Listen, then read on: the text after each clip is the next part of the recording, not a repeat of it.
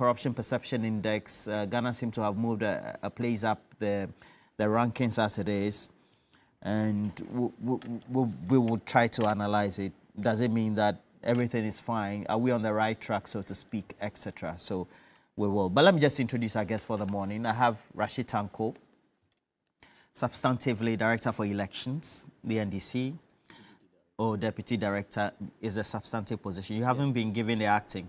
Yes. But you're acting in that capacity.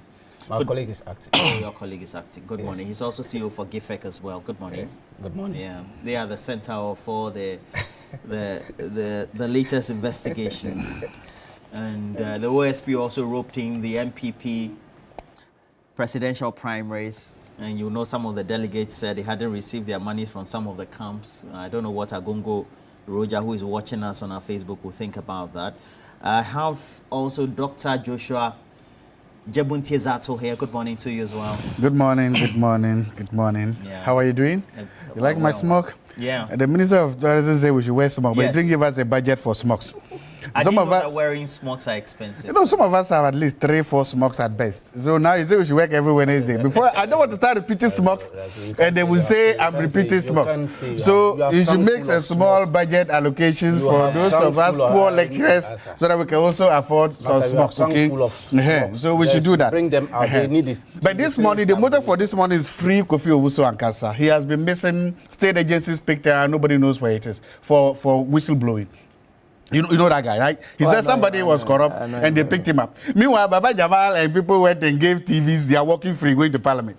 Justice in Ghana. It's not free. Free Kofi Owusu now is not good. So, you know he's your friend, right? No, I even trained him. Okay, so he's not missing. His lawyers doesn't even know where he is. I don't know about that. No, he's missing. This is the second time. Even you know how Martin, people once said that his client too has been in custody. He doesn't know where he is for a long time. This is not good. Human rights abuses. You cannot lock somebody up, avoid the lawyers from seeing him. It's not nice. I'm hearing it for the first time. Yeah, I'm just telling you, he has been locked up. Nobody knows Solomon where he is. Owusu, thank you for joining us as well. Thank you, Roland. Solomon Owusu is Director for Communications for the United Party. Thank you very much, Roland, for having me, and just to call on my people in the north, now that they have made it national, Alaji Jamatutu, Swale and Goa have been giving me fugu. Now, you may have to. They will bribe you. Every Wednesday you have to. Now there's every Wednesday I have to change you have to conjure. If I think about it, we can start marketing fugu for the sellers. You have problems because you have a lot of fugu. All right. You have to but let's bring you an insight from the General Secretary of the NDC, Fifi Fiavi Kwete. Long and short of the report was this, that inappropriate conduct was exhibited by virtually almost all the candidates. Even though you cannot establish, because the candidates were clear that what they did was in light of motivating of delegates. We believe that was inappropriate. So in the light of that, the committee's report was to the effect that ideally we should have an annulment of the primaries. However, the committee also acknowledged that there are real obstacles that make it difficult for us to do that. One, the party's constitution does not have a provision for an annulment of election. Two, we are time-bound because we need to be presenting a candidate by tomorrow.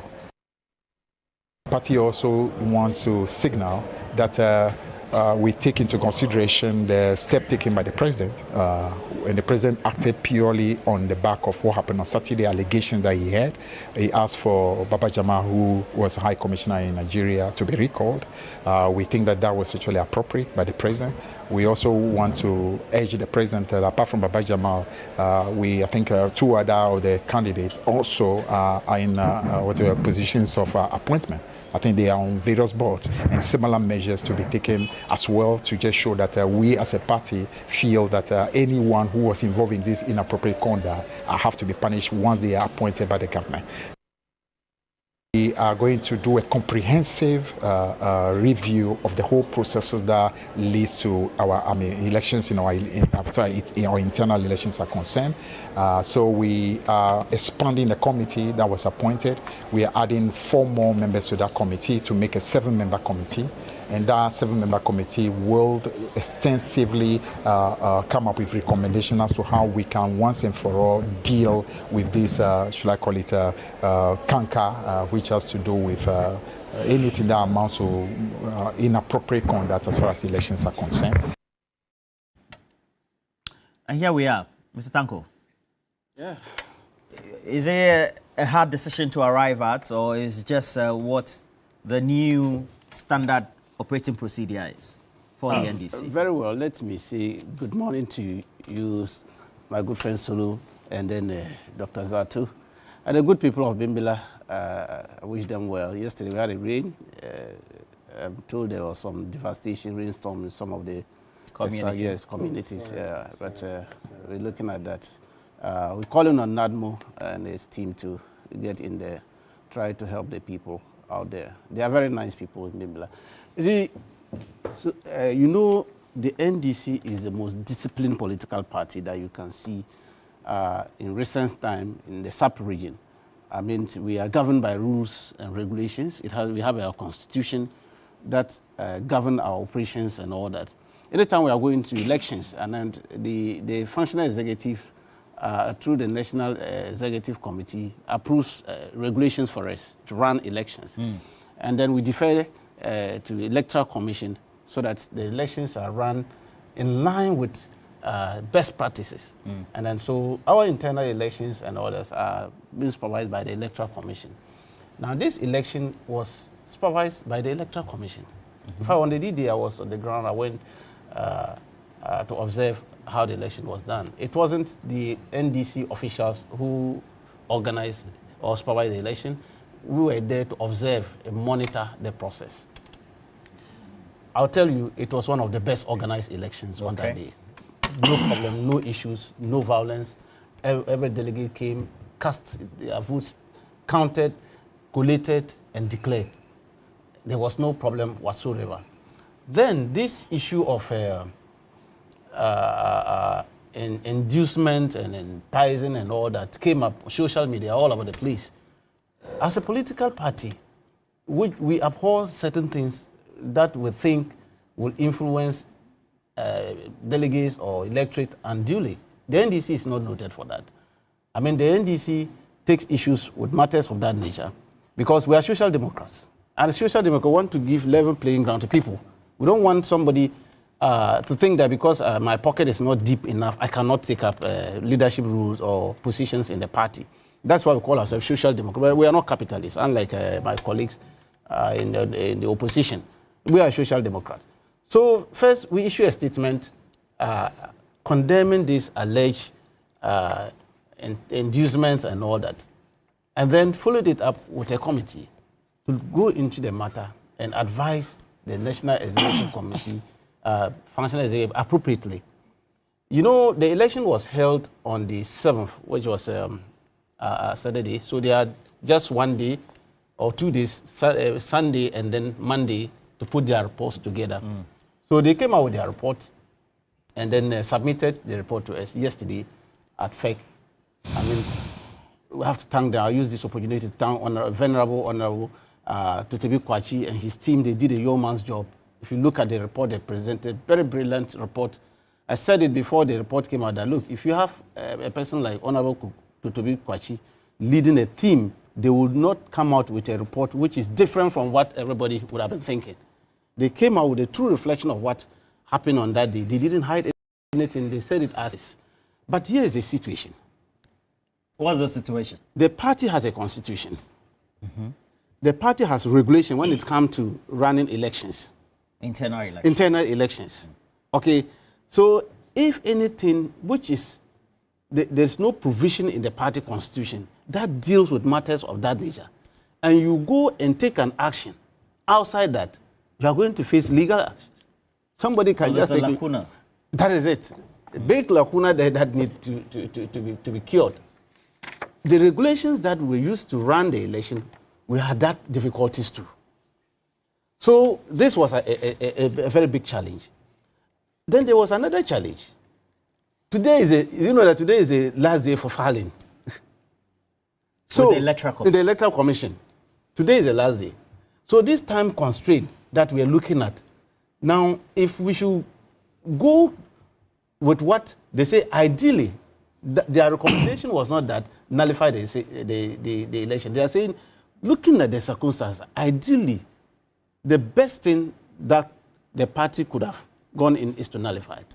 But here's the problem. You have legal issues staring you because there's no provision in your constitution, there's no provision in your regulations that says that when matters of this nature, somebody is induced or other thing, nullify the election. There's nothing like that in your district. So we're found in this situation. I said, no, well, we want to deal with this matter dispassionately. But because of the circumstances we have found ourselves, and looking at the Electoral Commission who supervised the election, did not see anything wrong with the processes leading to the conduct and then the voting, counting and declaration and all that. Everything went on perfectly. The Electoral Commission has no issues. We will allow Honorable Baba Jamal to proceed with the filing on behalf of the NDC. Whilst we take appropriate time, because it's like time constraint for the committee, just 2 days, we will expand the membership of the committee to 7 and give them enough time to go in holistically, look at the matter that is staring us. It's an institutional matter. You mean the general problem as the a general canker? problem as a canker, that we think that as a political party and in the country, we must nip it in the bud. Otherwise, we cannot have expecting future leaders to come in with these ideas. Because we know this matter started around 2001 thereabout. This monocracy and all that. As soon as His Excellency President Kufuor came into office, they started this monocracy matter. And it is now becoming a hydra-headed problem in the country. As for our opponent MPP, they have institutionalized that matter in their party. They don't see anything wrong with that. Why do you have to mention the MPP? Oh, because it's a problem I'm saying that everybody else over the last 3 days has agreed is a problem across all the parties, but particularly being perpetrated by the two parties, MPP and NDC. You're saying that for all the wrongs, one is more criminal than the other. Is that what you're saying? MPP is worse, is endemic in that party. It's endemic. But what is wrong is wrong. Oh, but I'm saying that the NDC is now facing it headlong. We are saying that we will deal with that matter. Don't forget, they held their election 31st January. And it was live, publicly. The delegates were there, showing money and saying that others have not brought their money. It's across the country what they did on that day. Did you see any one-line statement from MPP national executives condemning that action? During the presidential primary? During the presidential, none. Why is Very that quiet. important? No, I'm saying that it's important because Ghanaians are now congratulating NDC for being truthful and facing the matter. The NDC head-on, we are saying that, look, we have seen it, we are going to deal with it, we even form a committee to go into the matter. This is a political party that elected a presidential candidate that was bedeviled with monocracy, monetization publicly and everywhere. Everybody was talking about it. They didn't see anything wrong with it. I said that one, they have instituted it in their party. They don't see anything wrong with that in their party. What's the NDC? So Ghanaians are happy NDC is now trying to deal with this matter. And we are saying that, look, this matter, the 7-man committee now put together, they will go into the matter, come and give us recommendations as to how to now look at the lacuna in our party constitution, how to deal with that matter. Because we see we have just rolled out our reorganization program. It started yesterday, 10th. So we are calling our party people who want to join the NDC. We started yesterday. You can go to any of our branches or our offices and take up membership card from our party. We started yesterday. You're doing a membership drive? Yes, we'll start from that one and then move to the branch elections. So this one will start, it started yesterday to end on 30th.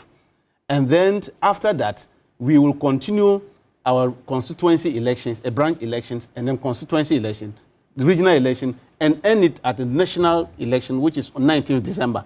Now, going through this 7-man committee will come out with recommendations as how to deal, because these are other elections that we are going to hold. And we want to make sure that we don't see these issues rearing its ugly head in any of this. So that's why the 7-man committee has been put together. So you see, Ghanaians are happy. They voted a very good political party, NDC, to come and deal with matter everybody is complaining with. Unlike our opponent, the least said about them, the better. And then that one, they also said they don't have even moral certificate whatsoever to speak about matters of this nature. Because it's an institutional issue in their party, the MPP. And I was surprised some of them were even talking about it. How is it an institutional issue in the MPP and it's not an institutional issue in the NDC? 2007, 17 of them contested. You saw what happened at Legon Congress. Yeah, all the issues it was about that cash thing. and everything. Cash and people were being slapped because they were distributing money. this is what they did. And President Kufuor, who even started that matter, had got to complain about what was going on. And they didn't stop there till up to date. 31st was worse. Some were saying that Aduchuma has not brought money. We are not going to vote for him. Governor Ajay Ajepong has not brought money. We are not going to vote for him. This man brought 700. They were mentioning names. Another man brought 500. That they should have also composited a committee? They should have even condemned that their leadership, because they have instituted that thing in their party. Nobody see anything wrong with it. They didn't see anything wrong with that. The NDC, it was even an allegation because just footages, TV footages, we said, no way, we are not going to allow this. And that is why we're saying, when we did it, the report was very clear that there was inappropriate action on the part of this candidate. All the report even indicated, not by themselves, but activists who were aligned to them did all these things. And we think that that is not the way to go as a political party. And so the NDC should be congratulated for taking this bold. Your opinion is that across the political divide, when it comes to governance, intra-party activities, but the NDC is the best. Dr. Zato, we've come to a point where, for example, if, one of our loyal viewers in Israel, Emmanuel Entry, says that the problem has become endemic, and it's not about NDC or MPP. It has to be kept. Otherwise, those who have good traits to become leaders will not be given the opportunity to occupy public office and political positions and will go to the highest bidder. It's a canker. So whether it's MPP or NDC or UP or however it is, it's a problem, is that not it? Thank you very much. And he's a very smart guy, and I like the point he's made. There's merit to what he's saying. But there's something that we must understand. Around February 3rd or 4th, a gentleman by name Kofi Owusu-Nkansah made allegations of corruptions against state agencies. He made an allegation. You've made the point. I want to come. You see, when I come from that perspective, you understand that the kind of animal farm justice or injustice perpetrated in this country. He made allegations, mere allegations. He was picked up by state securities. As of this morning, even his own lawyers don't know where he is. Based on an allegation, I want to make that point clear. Kofi Nkansah was picked up because he made an allegation of corruption against state agencies, against government officials. He could be referred to as a whistleblower, or at least it is an allegation he's made. I'm not saying that what he said was no. You picked him up. You say you don't think what he said was... No, he made an allegation. That allegation, he could potentially be a whistleblower. You picked him up, he doesn't know. 2, government appointees, 3 or 4 of them, because the people that contested the elections, about 3 of them are government appointees, agreed in this report read by the General Secretary of the party that, yes, they induce voters in an election, which is a criminal act. The report is they are rewarded. No, in return, they are rewarded. One of them is actually rewarded with a straight ticket to parliament. The other 2, government appointees, they are not facing any sanctions or possible at all. So I want just wherever you are sitting as a Ghanaian, think about it this way. You make an allegation, you are thrown into the gallows, you are thrown into a dark cell somewhere, nobody hears about you. People actually agree that they have actually used government money to induce voters. They are giving a red carpet to wherever they are going. And you call this justice in Ghana, and this is what you say we should emulate. This is what we are saying we should clap for the NDC for. This is what we are saying we should play for the government. And so when you see this out, when you see this kind of animal farm injustice, then you begin to ask yourself, where did we go wrong as Ghanaians? Is this the new independence you promised? Is this the reset you promised? Mere allegation is enough to throw you to jail, but you can do whatever you want. We can see you, can catch you on camera. We can see you. People came out to publicly say, you get a jail-free card. That is what we should copy. As early as the late 1990s and early 20s, Jerry John Rawlings, the founder of the NDC, was worried and complaining about what? Monitocracy in the NDC. He died with those lamentations. It's happening now. But let's go back to something. There are two. One, what everybody is now worrying about is that, look, what happened in Ayawaso West Wogon, I can agree, like your friend said, that is the norm in Ghanaian politics. I'm not saying it's right, I'm not saying it's wrong, but it's the norm. Everybody knows that that is how these things are done. So that is why everybody was happy that there was this widespread condemnation of it with the party. That's why everybody was cheering for the presidency when they issued the statement. That's why everybody was cheering for the NDC when they issued the statement. That's why everybody was cheering for Parliament when they issued the statement. And then something happened. There was an anti-climber quickly. Everything, what? All the outreach, all this toy in swoon. They toy in swoon because of one thing. Now you are telling us your constitution. When the presidency issued the statement, they didn't know the NDC constitution. When the president of the Republic of Ghana or his spokesman issued that statement, he didn't know that there was no annulment in the NDC constitution. He didn't know that. How many lawyers are in the Jubilee House? They didn't know that. Two, when the NDC itself issued a statement, they didn't know that. No, it's very important to because when you are trying to fake, you are trying to mislead Ghanaians. Dr. Zato. Yes. The president and the presidency issued the statement on Baba Jamal. Yes, calling for annulment. Recalling. Yeah, him. Yes. And then which is also actually an act of is ingenious. So is it not true that it was a decision made for an appointee? Yes. Not necessarily because he was a party person, and that the remit as to who takes disciplinary actions on a member of a political party serving in government, that really, by way of those provisions, lies with the executives. Was he the only appointee? Now, you think about the chain of effects. The man is in Nigeria. He leaves Nigeria, comes to Ghana, says, I'm going to contest. Files to contest, is clear to contest. You don't withdraw him. Now, the man goes to win. You are now faking a surprise at what he has done. Shouldn't you, wasn't that the best time? The moment the guy declares his intention to contest, wasn't that the best time to what? Recall him? The man wins now. You are not happy with this. But I'm making a point. Let me the recall is not because he's contesting. The recall because he won. The recall is because they say that public opinion and based on available videos and then the responses by he himself. Roland, the same public does give a certain semblance of the fact that he seemed to say that I give out gifts. The same thing. I'm saying that the same evidence you just mentioned. The other contestants responding. The same evidence that you mentioned also mentioned the other government appointees. At least 3 of them, that they all engage in such behavior. Why only Baba Jamal? But the second point, so those who issued the statement calling for the annulment of the didn't they know that in the NDC constitution there was no dissent? Why did they do that? So who were they lying to? Why were they faking? Why the fake? Why the fake pretense? Why the fake outrage? 2, you are talking about what? Time constraints. Again, the NDC, when they were planning their scheduling their primaries, didn't they take into consideration time?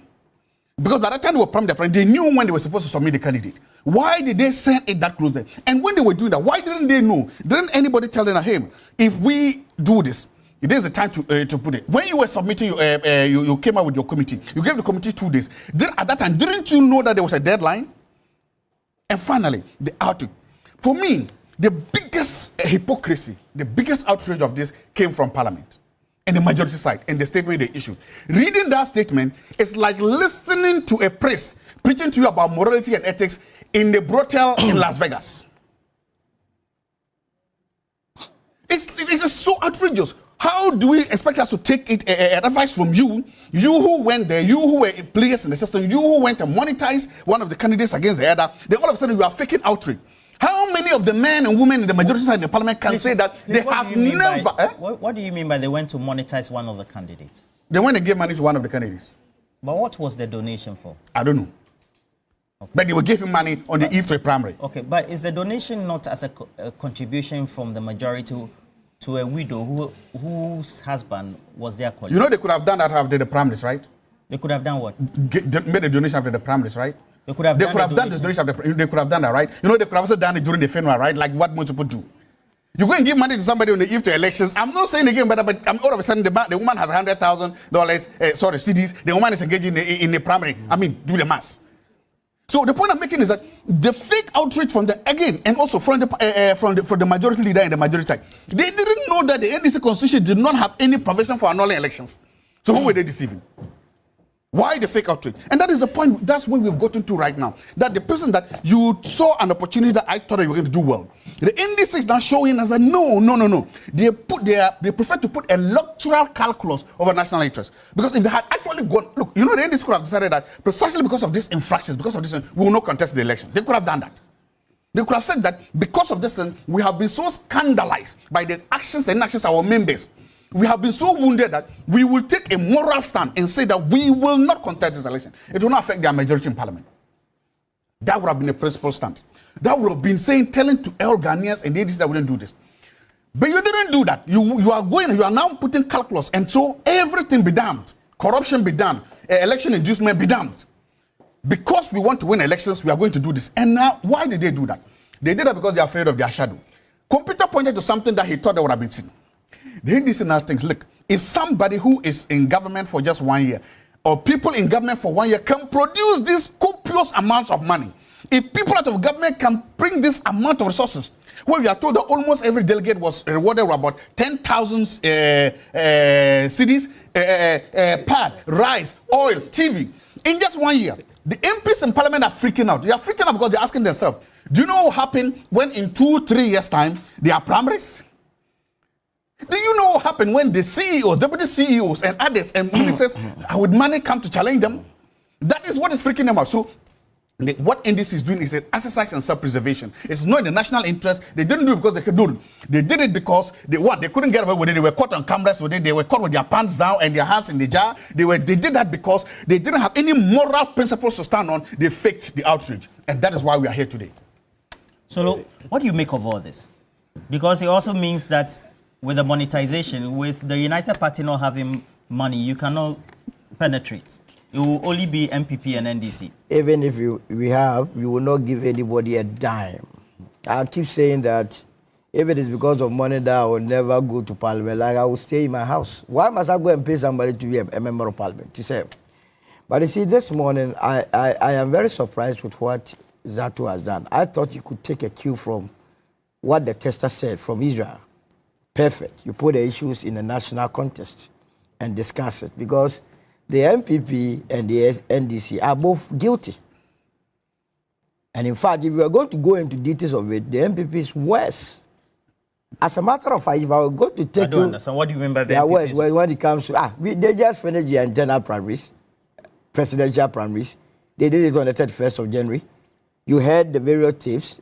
Brian gave 700 cities. If you multiply by the 196,442 people that took part, it means on election day alone, Brian expended 137 million. We are told that Baumia expended 500, which these figures are even conservative. And they came to tell us. They have not denied it.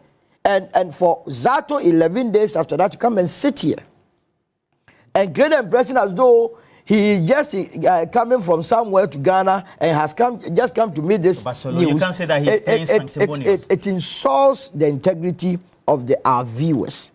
So at best, he could have behaved in a nationalistic manner. You were in this country last year, 2024, April. In fact, you conducted that interview here. We sat on this table. When there was a by-election in Ajuso, you remember that by-election? You remember Dr. Nyaku?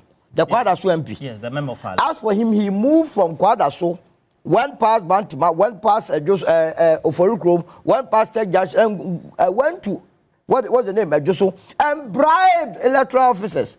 Pudio, you know Pudio? He says it was for lunch. Jesus Christ. Why is it that today he's not going there to give them lunch? Today, the people are still there. He's not going back to give them lunch. And you have Zato, who is in the known as to what has happened. In that by-election, they gave residents weed in Tampe, these people, and added 100 cities to it. Look, weed in Tampe, what's the other name? Igbo, Bolua, they call it Bolua. They gave it to them, including women. They were given to women and added 100 cities. The New Patriotic Party did that, all because they wanted to win against Adiomi. Remember, Adiomi was contested as an independent and he nearly won that election. Look, the super delegates elections in 2023. That's how come we left the MPP. Okay, the one conducted before the main. Yes. They paid 200,000, 100,000 just to disgrace Mr. Alan Chemate. So what are we talking about one that here? triggered Alan leaving. Absolutely. So this is a national matter that we must treat it in the national context. How many times haven't I come here and told you that monetization of our politics will destroy this country? You understand? Now you narrow it to Baba Jamal. Yesterday I was watching the news item. I saw my brother standing behind. He wasn't happy. If you look at the facial expression. So look. I saw you. I observed the body language. Go and check the body language, the facial expression of Barbara Samoa, the Deputy General Secretary. She wasn't happy. What about Akugan? He couldn't even hold himself. The General Secretary himself was not happy. At a point, he wanted to stammer. That is not how Fifi Kwete speaks. Because this is not good news for a political party that has taken off. It's a bad news since Saturday. If they care to know, their brand has been fractured. That is how come between Saturday and Sunday, a lot of statements were being issued left, right, center, just to try to reassure the people of this country. What's your point with this? The point I'm making is that what Baba Jamal, together with the Haji Amina and the rest have done is to bring our body politics into disrepute. And I disagree entirely with the reasons that have been assigned by the National Democratic Congress that it is the reason why Baba Jamal must go. Baba Jamal's situation is just like the Pandai MP who has been asked to go back to Parliament. The same thing. Why? The NDC is telling us that, yes, you bribed your way, you paid. That is the conclusion of the committee. However, because of time constraint and because of legalities, and the legalities I disagree, because every constitution is subservient to the Constitution of Ghana. Every act or law is subservient to the Constitution of Ghana. We have a lot of laws in this country that deals with bribery. If you read the People's Representative Act 284, it talks about bribery. And in fact, if 33, and even when you go to 34, it talks about if you give meat and drink, Koscielny Meko, they did not give Koscielny Meko. It falls under 34. So for the party to come and tell us that there is no law to buy him, it's just disingenuous. You understand? It is not fair. We are building a system. We are building a future for our country. We are building democracy. There's a coming events cast their own shadows. That it means the parliamentary primaries that are ahead of them and the presidential primaries is going to be money, money, money. Now, where is the money going to come from? Now, is it even fair to the teeming millions of people that voted for the NDC who are yet to even receive matches from them? That you are organizing an election, you are giving 32-inch. Now the people call him Banasco, Baba Nasco. Hey, they call who Banasco? These Gen Zs, they call Baba Jamal Banasco. What is that? What does that mean? They say Baba Jamal and Nasco TV, Banasco. Okay. And like someone other General Banasco. Hey, like an acronym.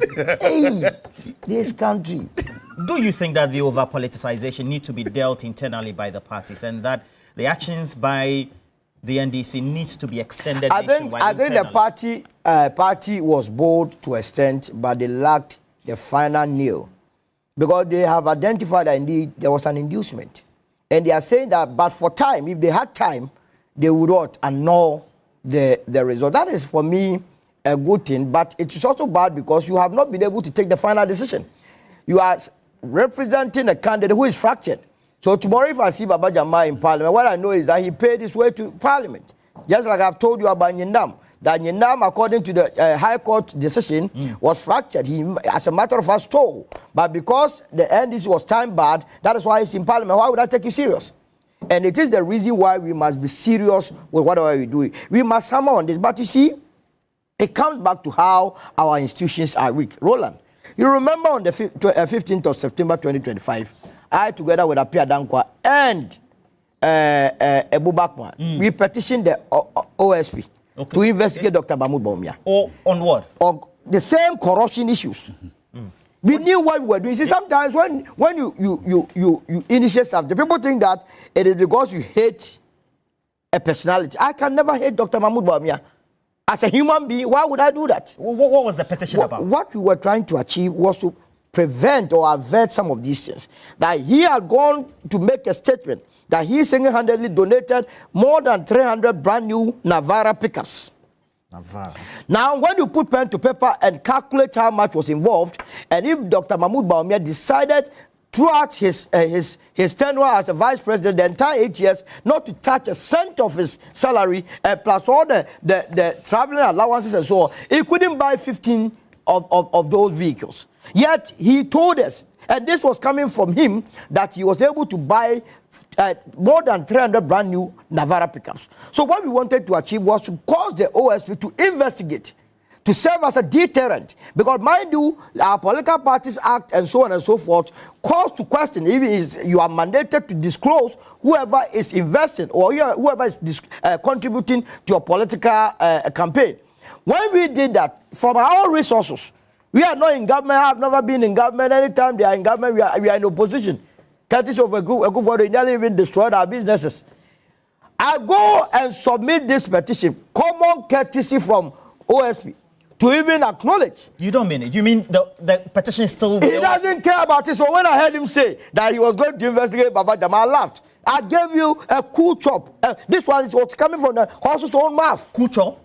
Cool chop. How many Navaras did you say? He said more than 300, so it could be 500, it could be 600, it could be 700. But you let's just be conservative and peg it at 300 Navara pickups and check the price of a unit of Navara pickup. Navara? Navara. The man is working and you have somebody representing in the person of Zato, who is a strong Baumia loyalist, come here, present the issue as though there is nothing in the pipeline. You said Navara. Eh? Navara. No. So he would have been better off discussing this matter as a nationalistic one. Look, it doesn't even end with all the political parties. Have you observed Methodist, Presby, Church of Pentecost and others, their elections? My goodness. I witnessed one with Methodist when I was here in youth couple. People actually bribe their way to become bishops. Bribery is becoming a norm, something that is with us. From cultural perspective, I don't understand. If you want to if you go and visit someone in your culture, in my culture, in that of Zato and then Tango's culture, when you go and visit someone, is this not the person that's supposed to give you water? We are turning it around. The politician go there and the politician is supposed to offer the water to the person that you are visiting. And we are encouraging it. So, as a matter of fact, if there is anything about the NDC that I love, that's the only thing that I love, is they have a song, the anthem. What is the name of that? From victory. Go and listen to the words in that song. But the MPP also have... No, they say... Save Ghana. To say they came to loot, to say save Ghana. So you said the NDC anthem. What's wrong with it? Arise, arise for Ghana, okay. Ye patriots of the land, towards a secured future. Development is their goal. Can you say that what Baba Jamal, Al-Hajj Amina, and the rest have done is towards a secure future, is towards a development? No, this cannot be. And I believe that the party must, because the reason that they are giving the time is short, the party has the power to have even selected. They could have selected someone. Now look, we have annulled everything from Nima, Ayawasu is, we are taking this man to go and represent us, and not to present a fractured candidate who would be a representation of what we abhor as a society. Nationally, how do we tackle this in a national sense? You as leading political parties. Let me put this straight, and then it will help my brother. Please do that in 4 minutes, yes, okay? It's straightforward. When the General Secretary articulated the position of FEC on the report, it was very clear. Now, if you look at the statement from the presidency, that's why Functional Executive Committee yesterday thanked His Excellency the President, John Dramani Mahama, for the bold decision on Baba Jamal, and followed it up that there were 2 other government appointees who are also caught in the report. And so the parties also appeal. Okay, I think we have a problem with your mic, so just hold on. Mm-hmm. So how do we tackle this heads-on nationally? Because throughout the conversation and the narrative, it's a national canker. Thank you. I agree. That's what I said. What happened in Ayawaso was the norm, not the exception. How do you think the party should deal with it? Party should come. We need laws. In fact, the majority is sitting there, they can easily pass a law. But there's something I have to talk about. Look, it's very important, and I like the Solomon's call for what? Public inquiry and public investigation. I like it. Honorable Alan Chramenten, that is his official name. But when he was contesting to lead the MPP in 2002, his name was changed from Alan Chramenten to Alan Cash. Even Sarkodie played a song using Alankash, Alankash. Why was his name? Sarkodie has a song? There's a song. There's a Zonto song say Freme Alankash or something like that. Shadrach, is there an Zonto song for Fremian? Zonto Fiesta, Freme Alankash. Where did he get that? You know the song? No, I just know that line from Alankash. Where did he get that name? Where did he get that name? Today you are sitting here pretending that. Where did Alankash get that name? What's your point? My point is that he who lives in a glass house don't throw stones. In that if election, you live in a glass house, don't throw stones. Whatever you are, don't throw. Solomon is living in a glass house and he's throwing stones. How did his boss get the name Alankash? So the name only came out. No, my former minister. The name only came out when he started contesting to lead the MPP. That was where the only came. How did he get Alankash? His father didn't give him Alankash. It's not his birth certificate. How did he get Alankash? In the last election, he contested. They were what's the name? Your pickups of your running all over the around in 2000. Where did he were you around in 2007? Was that around? In terms of monitoring the politics of Ghana?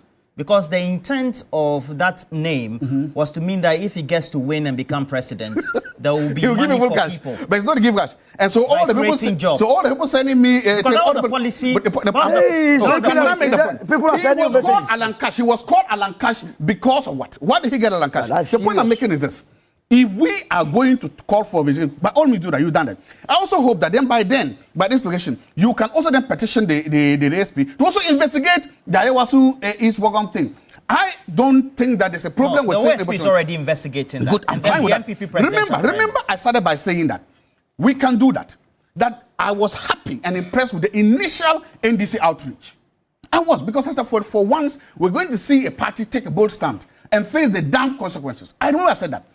Less than 24 hours, then we didn't realize that all that outreach was fake. That's the problem. All that was fake. And now the NDC is saying... You said that in your first response. Yes, so my question, let me repose the question. Perhaps maybe you didn't get the... I got you very clear. I was just responding to the fact that his boss was called Alankash. Okay. Because of money so the question I ask is that we've dealt the first time by way of the responses on the issue of the individual parties. Okay.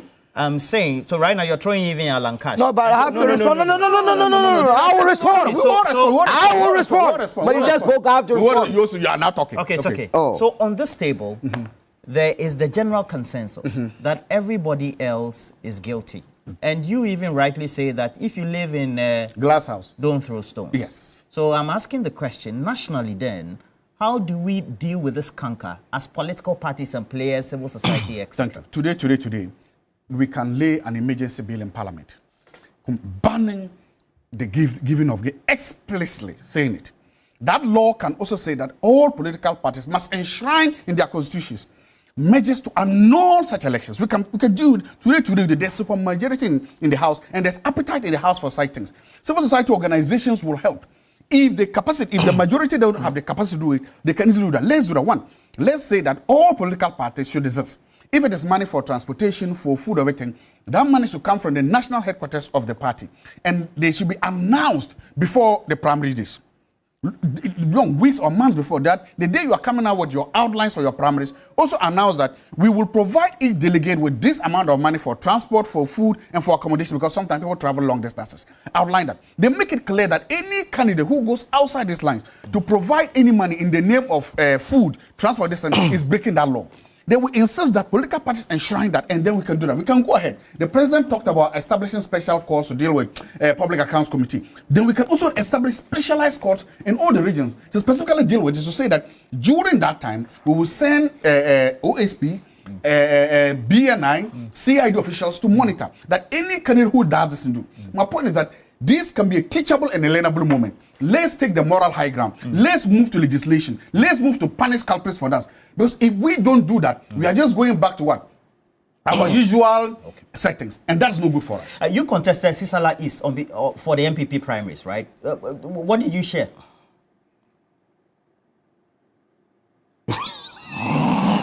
What's your response to I didn't share anything. I didn't share anything.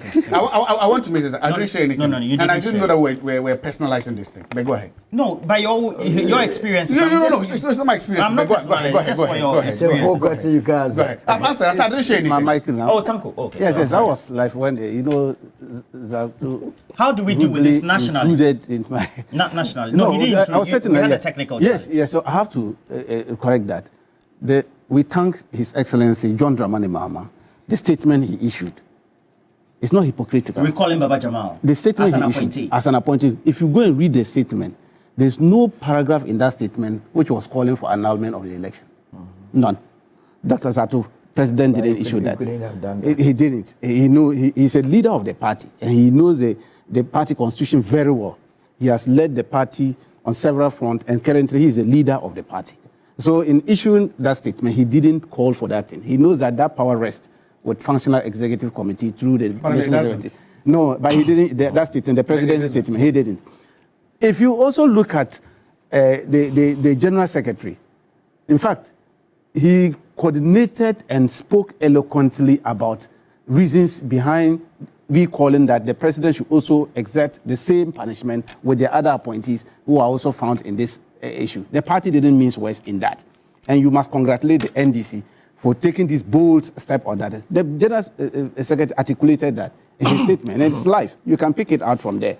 And then secondly, you see, nationalistic, if you look at it, that's what I'm saying, we should commend the NDC, because we have taken the bull by the horn by adding 4 more members to the 3 existing ones and giving them expanded mandate to look at how we can resolve this matter.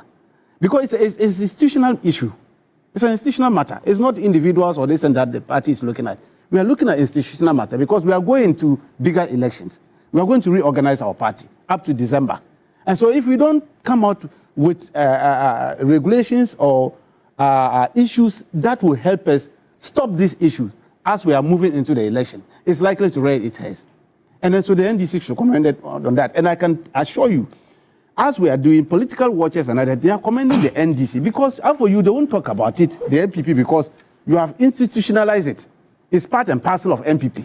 There's no way they can regulate it in that party. Make And sure so- we or stop or reduce this nationally. Of course, that You, is the why. party succeed. Yeah, that is why I'm saying that for the NDC, we have gone ahead. We have set a committee. We have given the expanded mandate. Go into the matter. Give us recommendations that we can try to resolve. We have seen some lacuna in our party constitution. We are trying to cure that lacuna. Okay, we have seen that in our regulation that they give to us as election directorate. I work in the election director of the party. So the party will always give us regulations that, look, use this regulation to conduct our elections for us. Are you getting it? So there is a lacuna in there. That does not look at how, if somebody is monetizing the process, how are you going to deal with that matter? Now we are giving that mandate to the committee to come out with this thing, recommendation as how to deal with this one. And that is why I'm saying Dr. Zato and your group should commend the NDC that, look, this is a serious political party. That is, and then my good brother, we are trying to see how best we can help develop the country through this so that you and I, we don't have deep pockets. We can contest elections. Okay? We don't have deep pockets. So we can go in. So that is what we are looking. And I know my good brother is also listening his book, Dr. Zato, to come and contest again. He doesn't have deep pocket, of course, but we'll still beat them because you know for MPP, I don't know why they still want to contest those areas because you won't win. We'll make sure that we'll come. Don't personalize. You said don't personalize. No, I say he won't win. You know why I'm saying that he won't win? Because the thing we are doing over there in that constituency, in that area, they will still vote for NDC. We have reduced prices of food. East? Yes, we have reduced prices of food. Don't say that. We have reduced fuel prices please, for that area. The big push, we are opening the road networks in the area. The road networks, big push is over there. Go and see huge moving vehicles. So all these things that we are doing over there, Dr. Zato, don't go in contest because you won't win. NDC will continue to win in that area. So these are the things we are doing. You have a course coming up, 2027? No, we're starting this year. Okay. Ultimately, when you have, Ultimately, when you we'll need have, to do amendments and all that. Yes, at that so time. it's likely to be tabled if the recommendations are. Fantastic. That is why I'm saying that. So we incorporate it into our decision and deal with that matter. So, substantively, while you respond to some of these issues and how we tackle it nationally, by extension, there's already a case in court. Yes.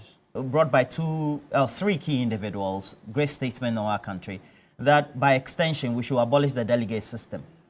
In other facets of the narrative, the belief is that once you have the delegate system being expanded just beyond those who are selected to the entire membership, then it also means that the ability for individuals, whether they have money or not, to be able to bribe or induce for those delegates or the members by extension to be voted will be reducing?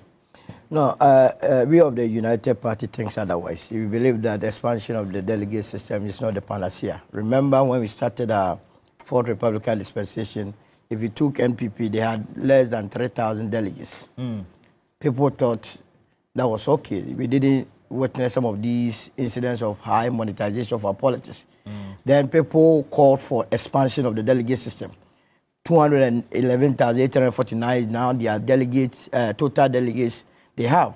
You saw what happened. Brian paying 700 to each of the delegates. Baumia paying 500. Kennedy paying 500. You calculate, I just gave you the money. Didn't pay at all?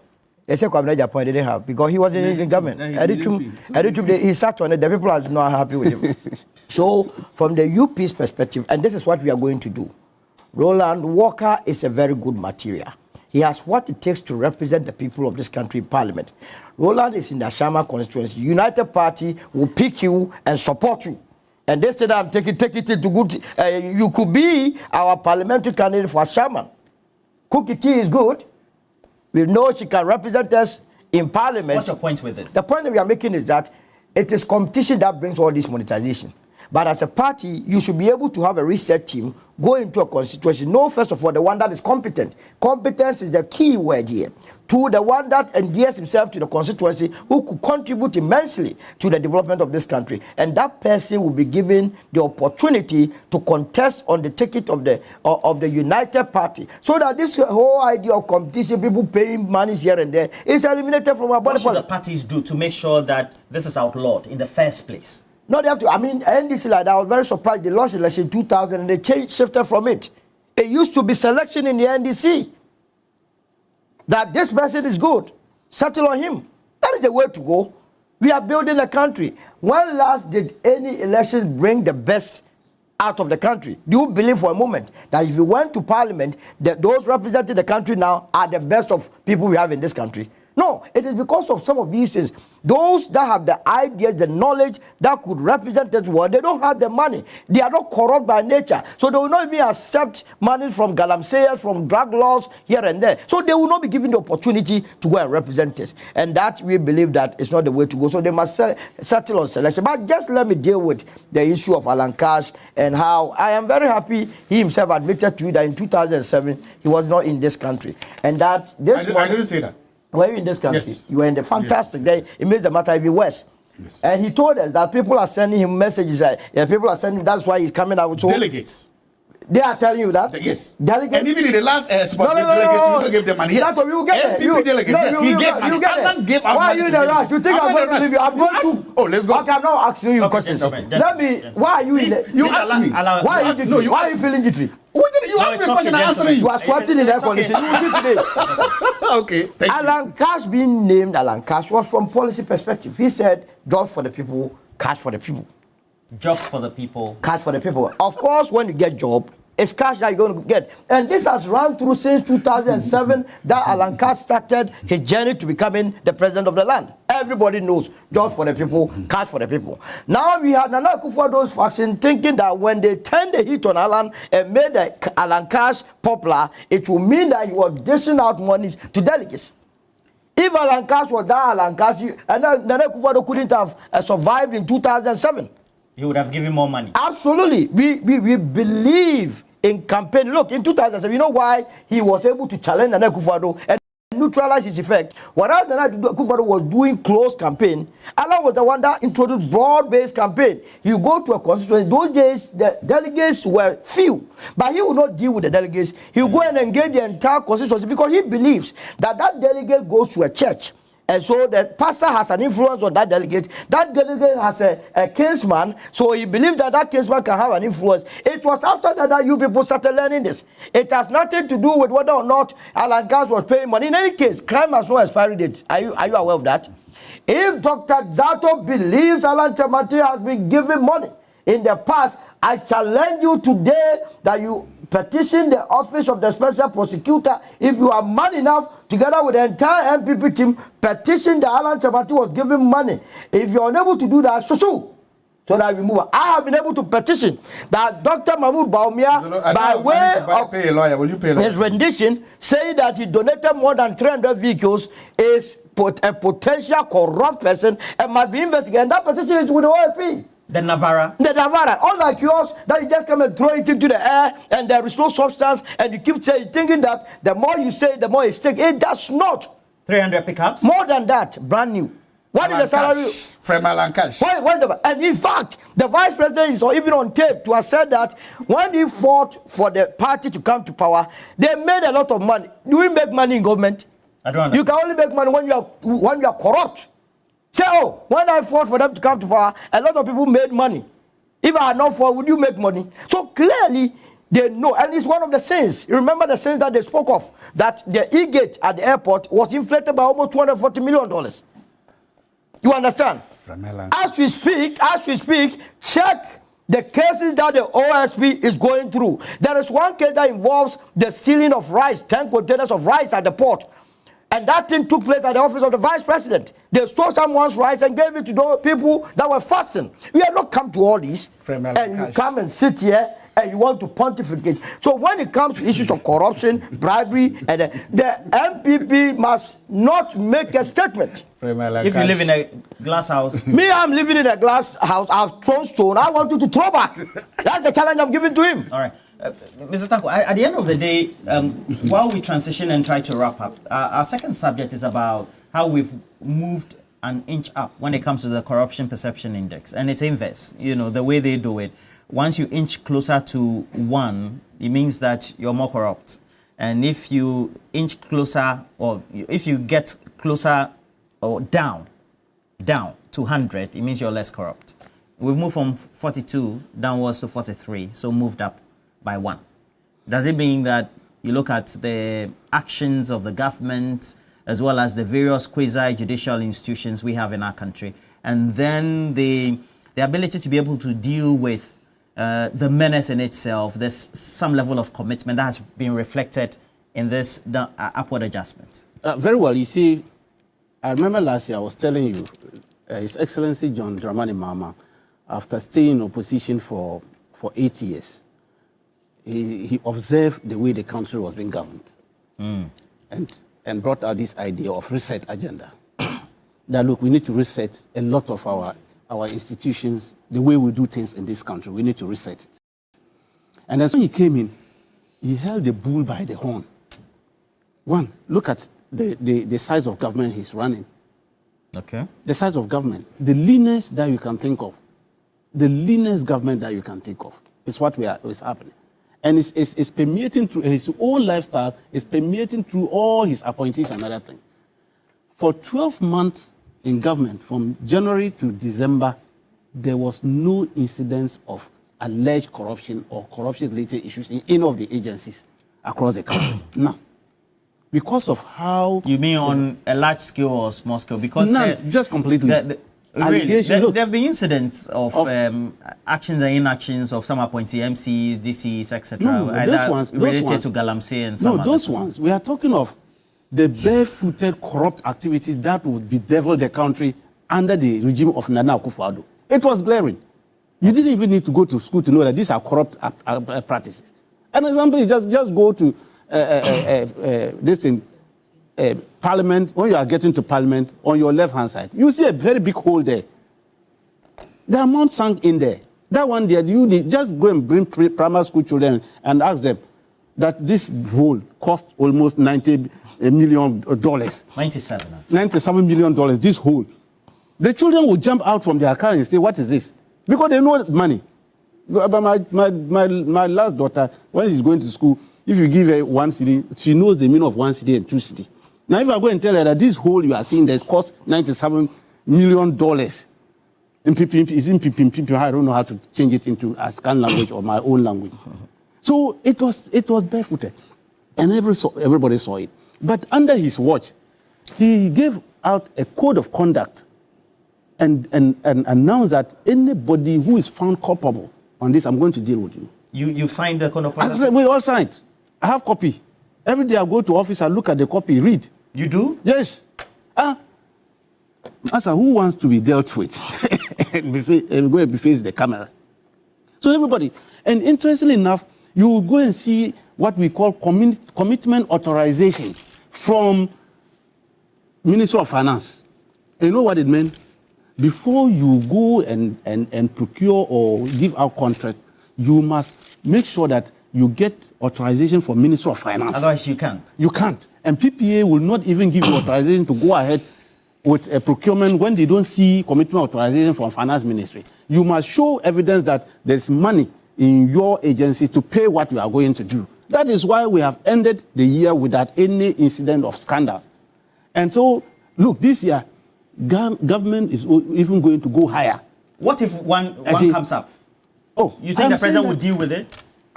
The president just saw something at Ayawasu East. He was sitting there. And this incident came publicly. People were showing on TVs and other things. Didn't you see what the action he took on that? And said, look, this one he has just taken, he's waiting for the report. The party can also deal with that matter. Are you getting it? And the party came out and also said, look, this is what we are seeing. This thing happened and all this happened. The other two to also be dealt with. Are you getting it? The president is watching it.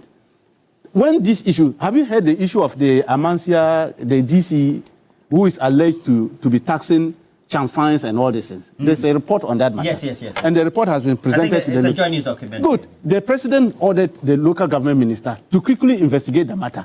Already? Already, fast. Yesterday, Felix Kwachi, the government spokesperson, on his timeline, wrote on that matter.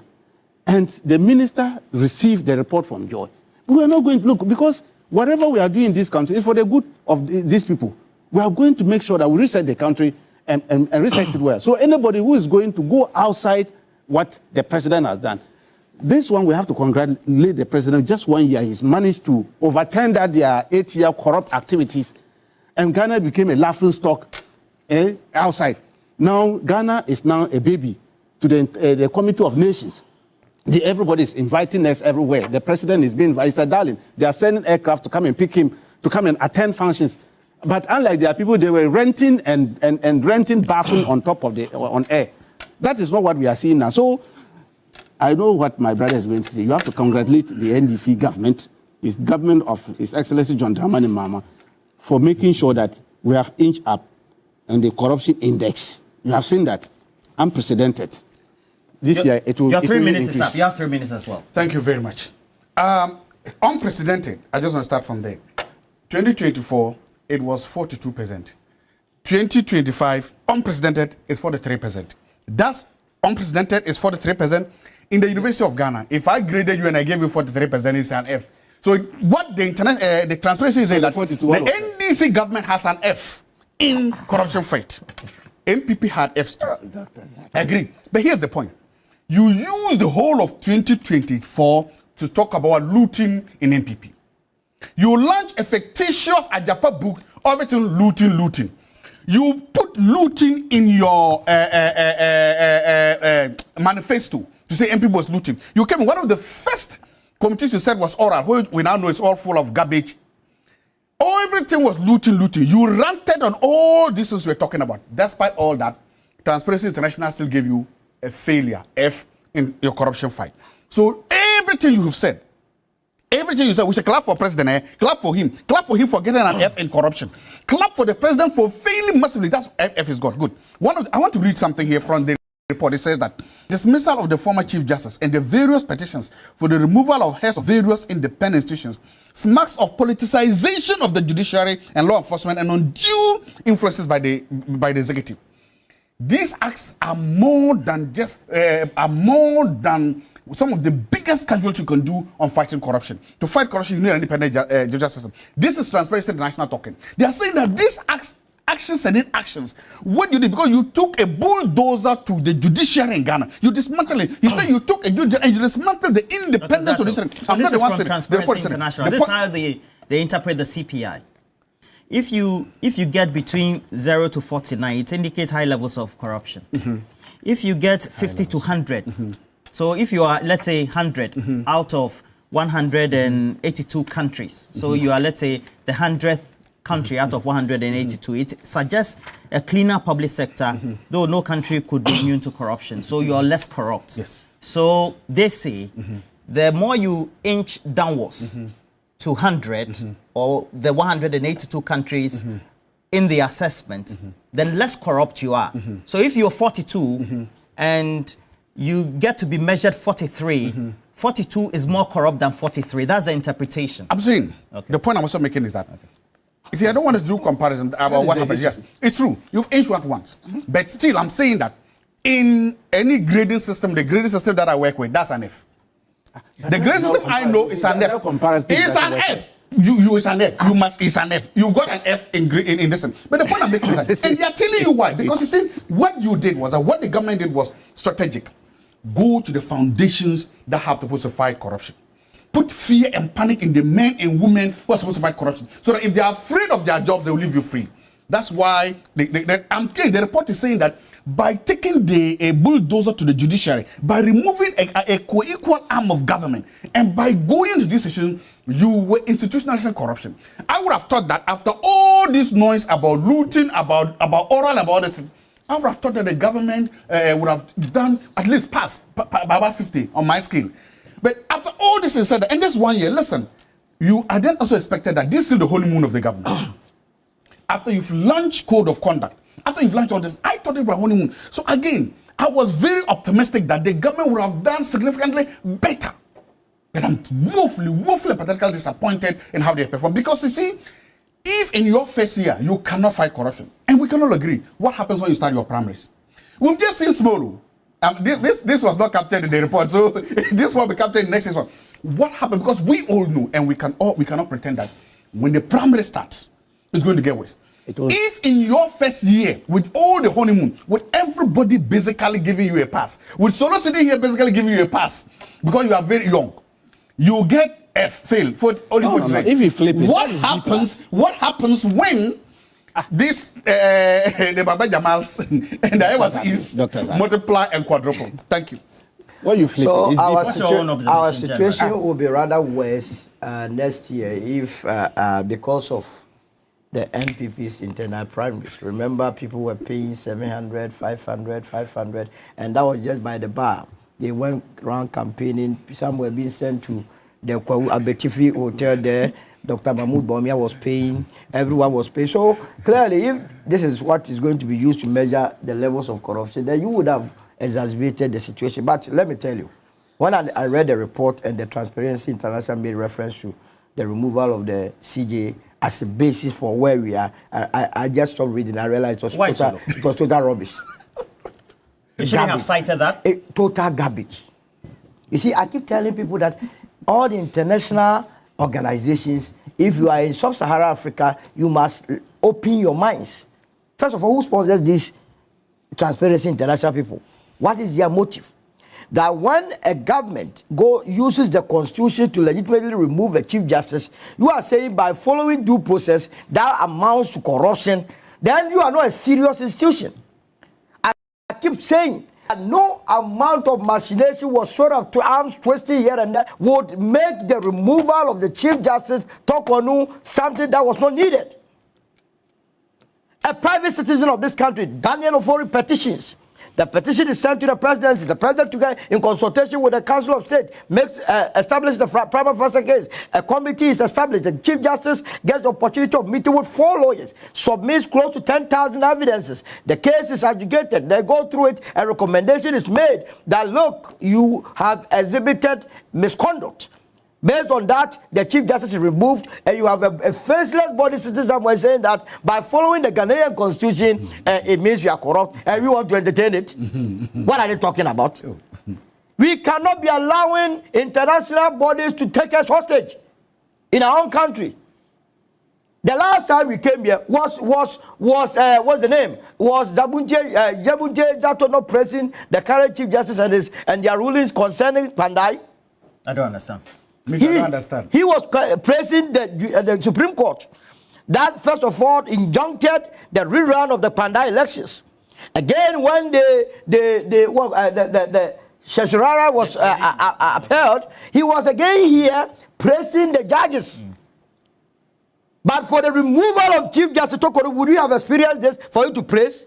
So you're saying Shwegum Potogum. Fiagum Potogum don't mind some of these What does that mean? institutions. I don't understand the language. If he favors him, If he favors him, look, you remember the early part of last We year. don't understand the tree. So Early part of last or year, you understand? 2025. When we came here, the first he started telling me was that, look, you people, you had 31,000. You had 31,000. Is that not the case? who had 31? He said Mr. Alanchamante had 31,000. At He was, the time, the movement for yes, he was teasing me. So Today, I don't teach you. I just no, it's a yeah, fact. you stated a fact. Fantastic. Today, what is his argument? He's saying that 42 and 43 are all F.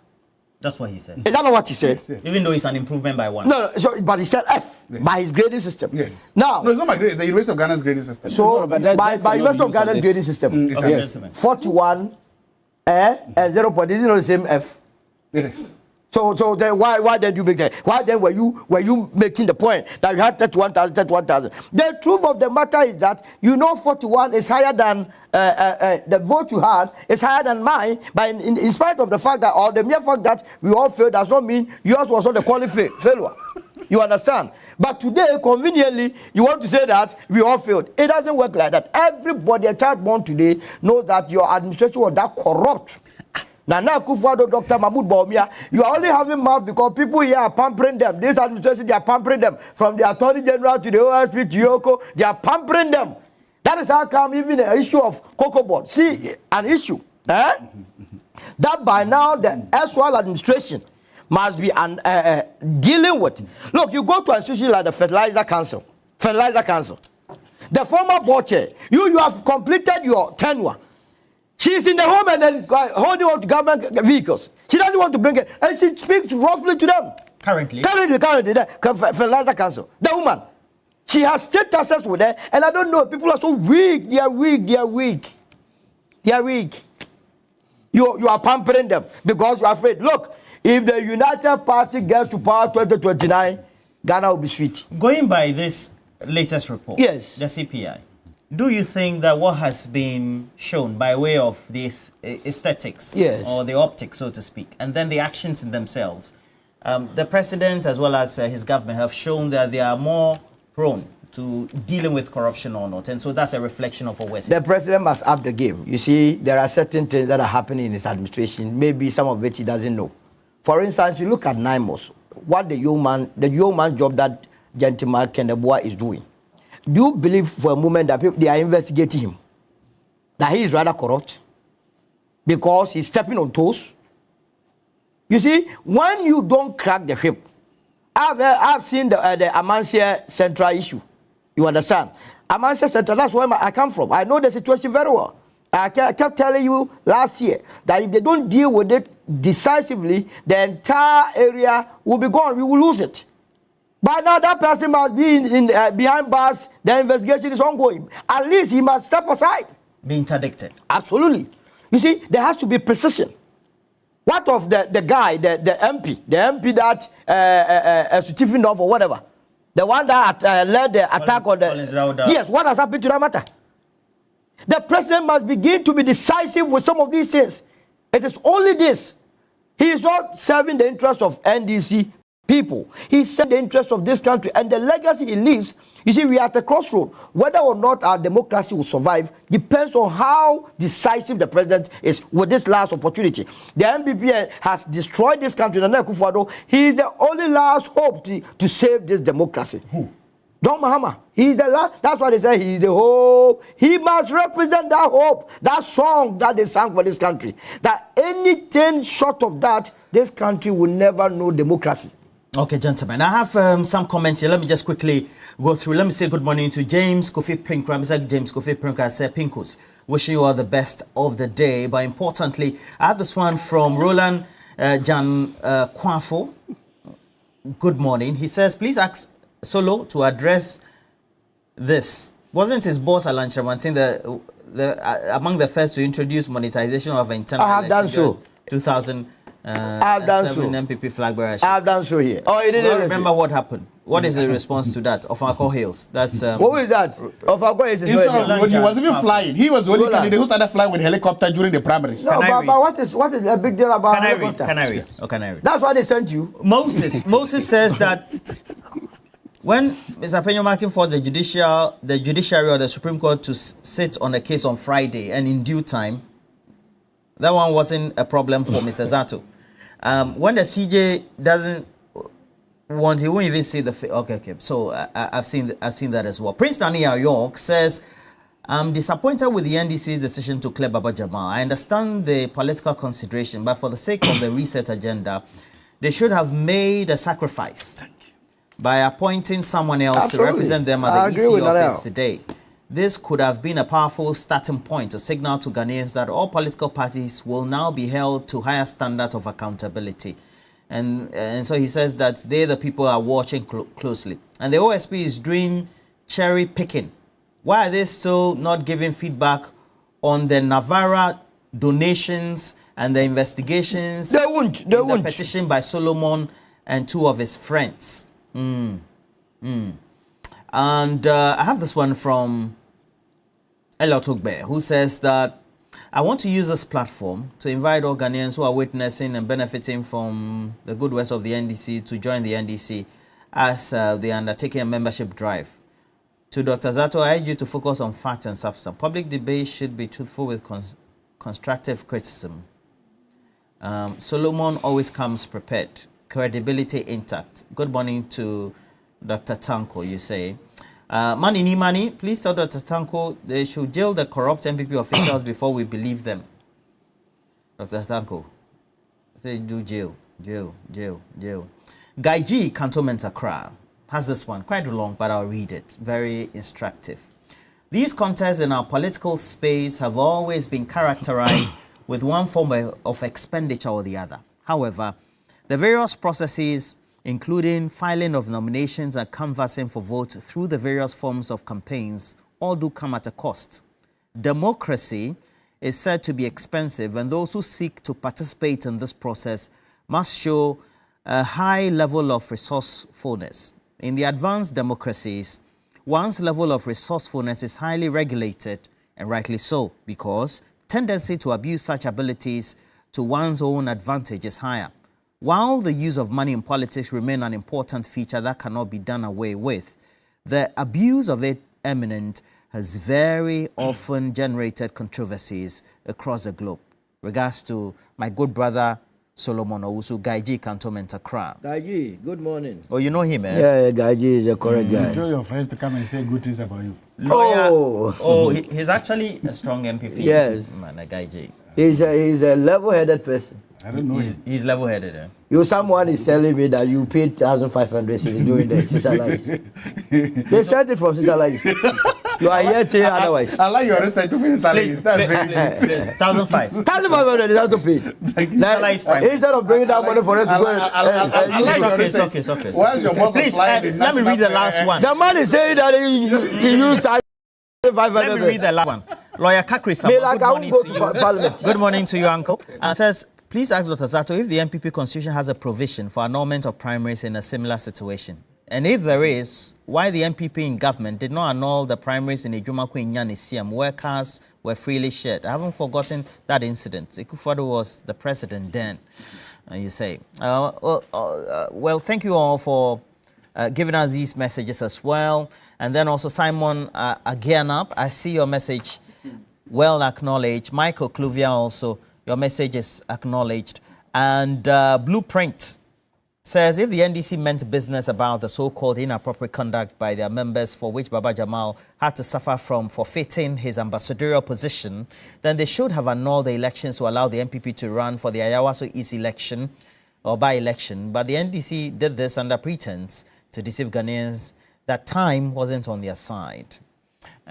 And then that says that politics of convenience. Emmanuel Entry watching us from Israel.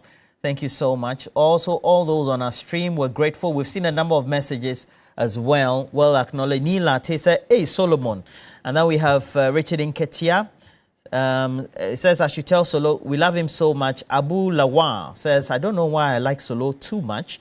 And George Sedo also says, too much love for Solo. Gafaru Jantong Dagboshe also says, good morning. I say, Prince Ania, you're Brimpon Kaba, Zilis Dwayne, my guy. And you have interesting names, so money, Prince Ania. Okay. Now, if you want to look smart and fashionable, Visit any Woodin boutique nationwide today. Woodin is offering amazing collection of authentic African fabrics, all ready to wear, coming in beautiful designs and all colors meant for men and women. Now with Woodin, you get to be creative, fashionable, versatile in your designs. You also get to be confident and you get to show off how truly African you are. And with Woodin, it also means that you get to choose and make the choice of fabrics you want. So go to any Woodin boutique today. Also get to locate them on social media.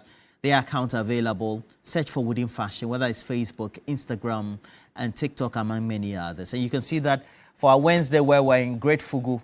And this one, again, courtesy of Dr. Salifu Combat, and then also ADO Dodu of the Ghana National Fire Service. Oh, Thank you. Yes. Yeah. Thank you so much for this as well. But thank you, gentlemen. We're taking a break.